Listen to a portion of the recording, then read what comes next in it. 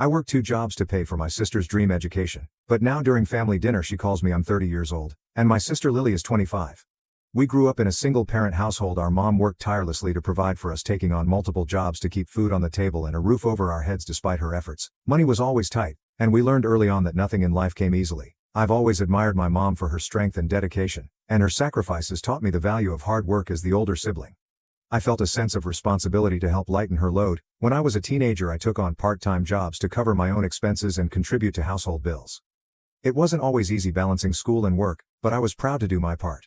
Lily, on the other hand, had a very different experience. She was the baby of the family, naturally charming and academically gifted. She excelled in school and had big dreams of becoming a psychologist. Our mom often said Lily was destined for great things, and I wholeheartedly believed it. I wanted to support her in any way I could, even if it meant making sacrifices of my own. After high school, I went to community college while working part-time jobs to pay for tuition and living expenses. Eventually I earned a degree in it and landed a stable full-time job. It wasn't glamorous, but it provided financial stability and gave me the tools to build a secure future. Lily, meanwhile, was accepted into a prestigious university to study psychology. She was ecstatic, but the cost of attending was daunting. While she received scholarships and financial aid, they didn't cover everything. Tuition, books, and living expenses were significant, and our mom couldn't afford to contribute much. Seeing how much this opportunity meant to her, I stepped in. Told Lily I would help cover her education and living expenses so she could focus on her studies without the stress of financial insecurity. To make this work, I took on a second job working evenings and weekends at a grocery store in addition to my full-time IT position. It was exhausting, but I believed in Lily's potential and wanted her to succeed for the next 4 years.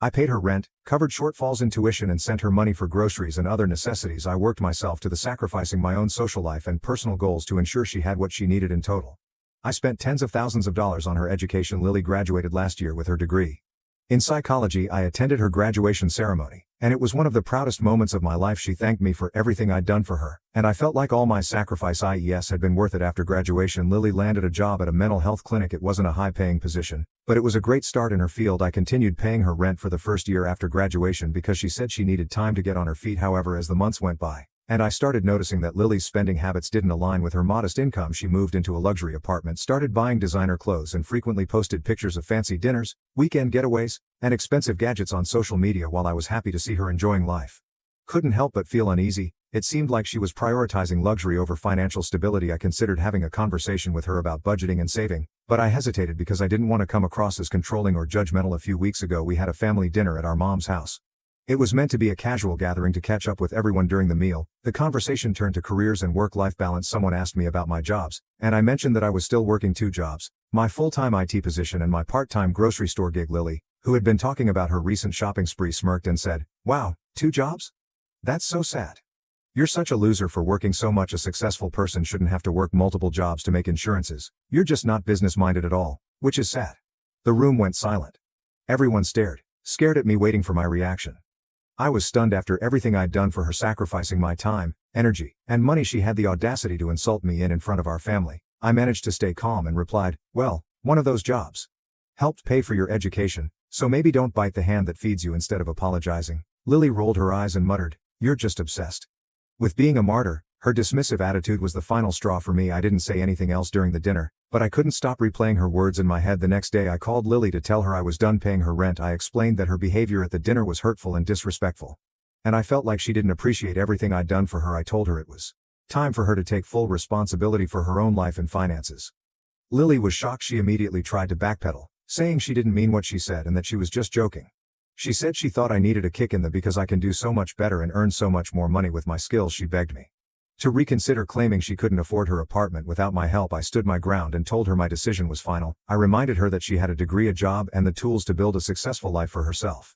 It was time for her to budget responsibly and live within her means. Without my financial support, Lily had to break her lease and move into a smaller, less expensive apartment. She's also had to cut back on her extravagant spending, which she's been complaining about it nonstop on social media. She's posted vague passive-aggressive messages like, "It's funny how people who claim to support you are the first to abandon you, and some people just loves to tear you down." She's also told our extended family that I cut her off over a harmless joke and left her struggling to make ends meet. Our mom is caught in the middle. She understands why I'm upset but wish I had given Lily a second chance. She worries that this rift will permanently damage our sibling relationship. Meanwhile, Lily has been giving me the silent treatment, and the tension in our family has been unbearable. I'm struggling to reconcile my love for Lily with the hurt and betrayal I feel. For years I worked myself to support her dreams. I sacrificed my own comfort and social life. And financial stability because I believed in her potential and wanted her to succeed. For her to turn around and call me a loser in front of our family felt like a in the face.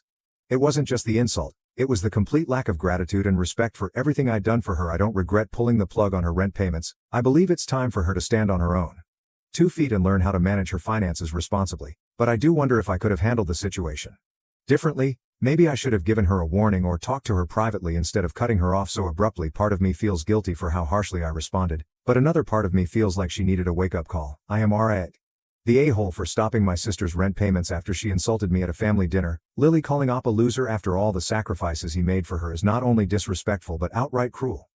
Op worked tirelessly juggling 2 jobs to give her a life and education that she wouldn't have had otherwise. The fact that she's now living in a luxury apartment and indulging in an extravagant lifestyle is entirely because of OP's efforts. For her to turn around and insult Op, the very person who enabled her success, is beyond ungrateful. Cutting off rent payments was the right move. It's clear she's lost sight of the value of hard work and needs a wake-up call if she wants to maintain her current lifestyle. It's time she learns how to fund it herself. And now let's hear the community's opinion, not the a-hole. The entitlement Lily displayed is honestly shocking. You worked 2 jobs, sacrificed your own time and energy, and gave up so much to ensure she could achieve her dreams. Instead of being grateful, she ridiculed you in front of your family. That's not just rude. It's a betrayal of everything you did for her. It's especially jarring that she seems to equate her flashy lifestyle with success while looking down on the hard work that actually created that foundation for her people. Like Lily need to understand that nothing comes for free, and it's time for her to take responsibility for her own life. Cutting her off wasn't just justified, it was necessary. Not the a-hole. I can understand how hard this decision must have been for you, especially given how much you care for your sister and the sacrifices you've made over the years. But the way Lily spoke to you at that dinner was completely unacceptable. It wasn't just a joke. It was a reflection of her lack of gratitude and understanding of everything you've done for her by cutting her off. You're not being cruel, you're giving her an opportunity to learn about responsibility and how to stand on her own 2 feet. It might feel harsh right now, but it's likely the best thing for her in the long run. She has a degree and a job. She's more than capable of figuring this out without relying on you. Not the a-hole. For what you did for Lily, working 2 jobs to fund her education and support her lifestyle, was extraordinary. That's not something many siblings would do, and it shows how deeply you care about her. For her to turn around and mock you, calling you a loser after everything you sacrificed, is absolutely unacceptable. Her behavior at that dinner wasn't just a casual insult. It was a display of complete disregard for your efforts. Cutting off her rent payments was the right decision. She's in now, and it's time for her to take responsibility for her own life. Doesn't let her guilt trip you into thinking you're the bad guy here. You've already gone above and beyond for her. She'll learn to appreciate you eventually, even if it takes time. My 28 male grandparents only have 2 grandchildren, me and my sister 24. My dad has a sister who never had kids or married, and a brother who just got married for the first time at 54. With his new marriage, he gained 3 stepsons, 25, 21 and 19. All 3 are not thrilled with my uncle's marriage to their mother, and I've had very little to do with my uncle since the wedding, even less to do with the rest of our family. I've never even met my grandparents. Have moved in with my aunt because they're getting older, and they recently sold their house, though I did not know until recently my grandparents' plan was always, when they died or were ready to relocate, to sell their house and split the money between me and my sister, their only grandchildren. They recently did so, and the house sold for nearly $300,000, giving both me and my sister a sizable amount of money. This is great, because my sister can pay off her college entirely, and I'm able to pay for my upcoming wedding and honeymoon, as well as a down payment on a new house. We should even have enough to stock a little way for the future. Needless to say, we were thrilled and immensely grateful. A few days ago I got a call from my uncle's wife. She claims that her sons are a little hurt that they were not getting a share of the money since they are now grandchildren as well. Thought this was kind of dumb, since I know for a fact that 2 of them have never even met my grandparents, and I'm really not sure about the third, but now they want to be considered grandchildren because they get money. They've never tried to be a part of the family before. I asked my grandparents, and they said it's our money for my sister and me to share with them if we'd like, but basically there's a reason they were left out. Obviously, even this large an amount of money is less when split 5 ways instead of 2, and we both really already had plans for the money, so we're leaning towards saying no. Am I the a-hole? So not the a-hole. I can't even imagine being the new aunt and calling you and your sister should move forward with your plans and not think about this phone call. Not the a-hole. They're not. They've made no effort to form a relationship, and it's your grandparents' money.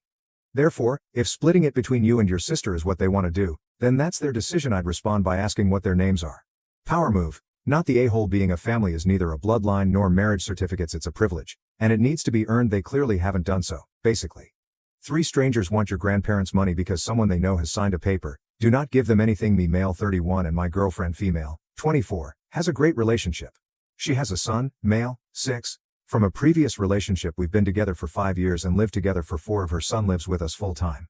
I have a great relationship with her son, and I do all the fatherly activities and support him as if he was my own, as his buffet. Male 33 is a deadbeat. Bofe does not pay support and will probably never contribute financially towards his son 3 years ago. I told my girlfriend that she should start saving some money for her son's future. She does not make a lot of money, so I told her she can take some money from our checking account. I pay 80%, she 20%, into this account each month and set this aside for his future, and hopefully when he is older he will have $3,000 to $50,000 USD to give him a good start in life as Anne. She never did this even though I told her many times to do so. Now, girlfriend is pregnant and I plan to set up accounts for both her child and the one we will be having together and put aside an equal amount of money each month that they will be given when they are ready to start their lives.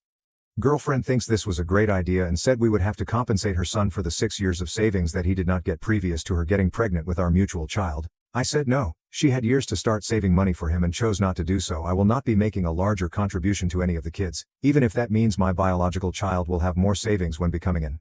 Am I the a-hole for standing firm on this, as she had years to save money from our mutual account but chose not to do so? Info. We live in a country with pretty much free. Everything is important because people don't save for their kids at all. Anything we save for the kids would be used for a down payment for a first home or something else expensive for young adults want but don't need, like an arts degree. Agree abroad. Not the a-hole. You're setting up accounts for both children where the same amount of money will be deposited. That's fair and not favoring one child over the other, which is admirable. You also gave her the option to do it for her son out of your joint bank account and she chose not to. That's on her, not the a-hole. When I read the title I thought, well, that's contribute to both children equally. You accepted stepchild as your own so they should get equal treatment. But that's the thing, you are giving them equal treatment. You have been telling her to take some of your shared money and start saving for the stepson for years now, and she hasn't done it. Now that there's a second child on the way, you have taken it upon yourself to do what she has been procrastinating to do. Could you have done those years ago when you told her to and saw that she wasn't going to? Probably. But you didn't, and you didn't have to. Now you are doing the same thing for both of the kids. You are giving both the kids equal treatment. I have 3 kids. My stepson, Sammy, and my 2 daughters who came after him, Claire and Joe. Sammy were always a wild child and got himself into a lot of trouble at school. He fell into a lot of destructive behaviors and ended up in prison for some years for aggravated theft. He had a lot of the usual problems associated with that lifestyle until he met my daughter-in-law. My daughter-in-law is the sweetest girl in the world, and I love her like I love the rest of my children. She saved my son and gave him a new lease on life. He is a family man who works a humble and hard-working job. His joy is his wife and his healthy hobbies now, and they recently told me they're trying for a baby, which just makes my heart soar. He is as healthy and good-hearted as any man can be now, and I'm so proud of them. Both my daughters, on the other hand, have always been successful, book smart, and I believe as kids we unconsciously favored them because of that. In some ways I certainly don't think we ever intended to, and we've apologized to Sammy in his adulthood, but overall the girl got a lot more than Sammy did. That's not to say he wasn't loved and adored, but in adulthood I now realize I should have supported my son more than I did. They are also financially very successful off their own backs, where Sammy and his wife aren't now. My late grandmother left my own late mother a ring that was valued in the thousands of dollars. Obviously, that's a huge amount, and I've been talking candidly about giving it away to one of my kids while I'm alive to see them enjoy and wear it. My daughters lately have been bickering over and over as to whose collection it's going to go into, where my daughter-in-law, who was present, stayed silent because she assumed she wasn't part of my thoughts. Her humbleness and sweetness inspire me, and has for a very long time, so I decided I wanted her to have it. I made my daughters aware of the decision and they both said it was fine, and I have not seen my daughter-in-law take off the ring once, and the amount of pleasure my son received from me honoring his wife that way made me feel it was all worth. He actually thanked me over and over. Not to mention the huge shock on my daughter-in-law's face when I told her I wanted her to have it. However, my daughters have now been leaving snippy remarks that I should have just given the ring to one of them and that I'm rewarding Sammy's bad behavior after all because his wife got something for reining him in. Am I the a-hole here? Not the a-hole. It's your ring, and you can give it to whomever you want, and it sounds like this girl is deserving of this. Over your daughters had the same thing happen to me. My grandparents, who I've always been really close with, gifted me their wedding rings when I got engaged, and my sister, who was already married, got annoyed with me. I felt terrible. Which, because it was supposed to be a happy time, don't let your daughters ruin this and give the ring to your daughter-in-law. It's extremely kind thing to do, no judgment, but if I'm being brutally honest, it kind of sounds like you're fantasizing about your daughter-in-law being the child you were never capable of raising due to your own parenting mistakes. This she also gives her son no credit whatsoever for his comeback, instead saying it was all her daughter-in-law. Not to mention she admits to favoring her other daughters when they were growing up. I'm pretty sure she is doing it to help her conscience, knowing she is probably a huge part of why her son turned out poorly. She is using her daughter-in-law as a makeup for her poor parenting, frankly. OP, sounds like she isn't owning up to that very much. What in the face to have your parent who favored your siblings and apologized for that and then say the only reason you recovered is because of your partner. Yes, the a-hole, everyone will probably say.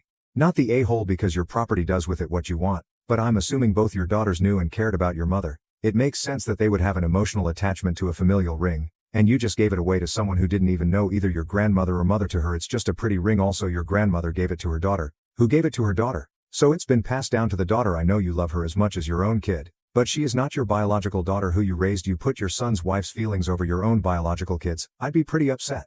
If my mother showed that she saw her daughter-in-law as more of a daughter than me, you even say in a comment that you knew you'd enjoy seeing the daughter-in-law wear it more. That's clear favoritism. I get that you think this woman is a saint for saving your wild child, but you're hurting your relationship with your own daughters and their relationship with their sister-in-law. I, 53, female, have a bio son, Josh, 28, and a stepson, Tom, 25, married my current husband, Steve, 13 years ago. My deceased husband left Josh and I well provided for. After his death, I placed the house under both mine and Josh's name. Steve and I keep our finances separate. Josh graduated from med school at the top of his class and just finished up his residency. He married his girlfriend Leah after graduating med school. Leah was left some money in the house by her great aunt. They started doing cosmetic upgrades on the house but then found out about the electrical and plumbing issues. Leah learned she was pregnant. About this time Josh was working 12-hour shifts at the hospital.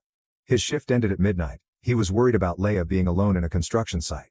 My home has a self-contained in-law suite. I offered them the suite and finally told him that he owns half the house. When he offered to pay rent, Josh insisted upon paying the property taxes and insurance. Tom stated that he wanted the suite after I told him and my husband that Josh and Leah was moving in. Tom has never paid any rent despite having a decent paying job. I thought my son's need was greater. Leah adjusted her hours to align with Josh's. She works remotely.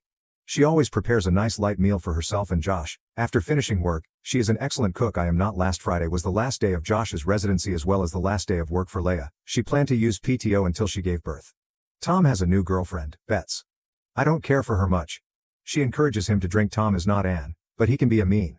An incident occurred about 2 years ago, and I told him he would have to move out should it ever happen again. Typically they go back to her place after tying one on, but last Friday they came to our house and followed the delicious smells emanating from the suite.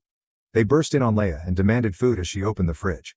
Tom pushed her aside and began taking out the food she had prepared. Beth started opening the basket of baby presents that her co-workers had sent. Leah kept asking them to stop Tom's toss the cake she had made on the floor when he found out it contained cherries. Josh arrived right in the middle of this. There was a huge fight that only stopped when Leah's water broke. He rushed her to the hospital and 5 hours later I had a beautiful baby granddaughter. Once Tom dragged himself out of bed the next morning, I told him that I expected him out in 30 days. He started shouting at me, saying that he should have been given the suite in the first place and not my precious son. He stormed out, and we have not heard from him since. My husband is very upset with me for kicking him out, citing my favoritism towards my son, i.e., giving them the suite as the reason for this outburst. Am I the a-hole or not the a-hole? This particular event doesn't sound like favoritism. It sounds like you reacting to an escalated situation you have no desire to revisit. Op has been more than generous towards stepson for far too long, even if John wasn't a part owner. It's clear he would be staying in the suite temporarily. If stepson had that kind of space he would never move out of. You are not the a-hole if your husband can't get on board. It's time to evaluate if this marriage is worth the headache of dealing with the mean for the rest of your day. Oh no, not the. Tom and Bets are lucky that Leah didn't press charges for assault. He needs to grow up, and your husband needs to grow up and stop enabling him. In my opinion, husband needs to leave with Tom. Not the a-hole does. As your husband know that Josh is actually half owner of the house that he and his son have been living in. Josh should install a lock in the in-law suite to keep out unwanted guests. I wouldn't even give Tom 30 days to find a new place. He hasn't been paying rent, so he has no tenants' rights. I would get security cameras installed as well if you have any concern about Tom returning in order to do anyone or anything harmful. And if your husband doesn't like it, tell him he's welcome to join Tom wherever he ends up living. So I have a stepson, 26, male, with my husband of 7 years. After college he moved to New York City to work in marketing. He has lived in an apartment with two of his partners paying around $1,200 a month, but starting in June and July they have stopped paying all rent. They thought they could get away with it because of the eviction moratorium during the virus, even though he was still earning an income and one of the partner's lawyer was a high earner who could have easily afforded the rent each month. Nonetheless, he told us that they wasn't paying rent because he was convinced the government would cancel rent before the end of the year. Unsurprisingly, their landlord has been going nuts and is now to sue them for back rent and evict them starting next year. It's not looking like any rent will be canceled, and stepson's high-earning partner also left them suddenly and is now unreachable. So, now he is freaking out and wants us to cover the amount they owe on rent, about $6,000. I am fuming. They claim they've spent the money already and have nothing in savings. He's coming to us begging for money because he says he'll be evicted and homeless in the middle of winter otherwise. My husband has a soft spot and wants to loan this money knowing it will never get it back. Realistically, I'm less lenient, and I've been pushing back. However, the stepson has gotten the sense that I'm the resistant one and has blown up at his dad, accusing him of putting his spouse over his children. I am stuck in the middle, and I'm wondering if it's easier just to give in than to keep fighting. Husband and I are both high earners and can't afford this rent bill out, but I honestly am just sick of endorsing stepson's wasteful life decisions. Am I the a-hole for not wanting to pay for stepson's back rent, thus letting him get evicted and possibly sued starting next year? Not the a-hole. What a selfish group of individuals. Good for you for holding your ground on this. They deserve every second of stress this causes. Exactly. The three wise guys thought they would take advantage of the rent moratorium that was created for those folks who had lost their job or experienced reduced hours and or wages, not for entitled brats who had the money to pay their rent but decided they wanted a free ride. I would not give him the money, as this might be a great lesson to learn for him. Maybe it might teach him to be thankful for what he has and not what he doesn't. I remember an old saying of my mama's. I cried because I had no shoes until I saw a man with no feet. No, not the a-hole. He had the money for the rent and he decided to just not pay. Did he imagine would happen? The consequences of not paying rent or not having a home. Bailing him out won't help. It's not like he got into trouble because he couldn't afford it, lost his job, had a big emergency thing to pay for like hospital bills. He just decided not to pay. He's an a-hole.